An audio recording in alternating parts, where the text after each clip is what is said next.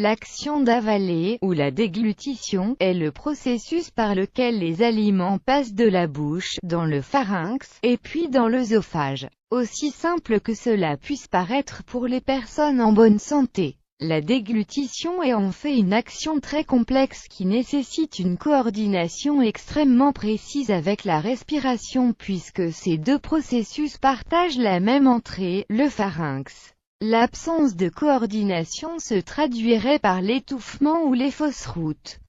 La déglutition implique plus de 20 muscles de la bouche, de la gorge et de l'œsophage qui sont contrôlés par plusieurs aires corticales et par les centres de déglutition dans le tronc cérébral. Le cerveau communique avec les muscles à travers plusieurs nerfs crâniens. La déglutition se compose de 3 phases.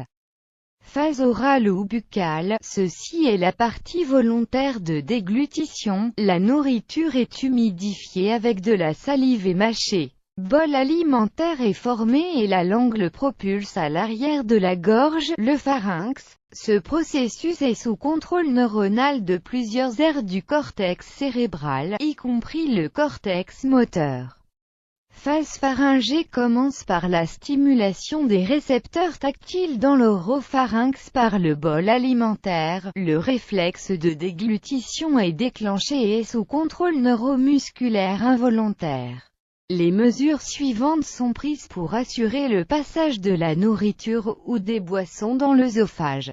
La langue ferme la cavité buccale pour empêcher les aliments de revenir à la bouche. Le palais mou couvre la cavité nasale pour éviter que les aliments remontent dans le nez. Les cordes vocales se resserrent et bouchent les voies aériennes. L'élévation du larynx se traduit par l'abaissement de l'épiglotte et cela couvre le passage vers la trachée. Ceci est l'étape la plus importante car l'entrée de la nourriture ou des boissons dans les poumons peut être potentiellement mortelle. Le sphincter œsophagien supérieur s'ouvre pour permettre le passage à l'œsophage.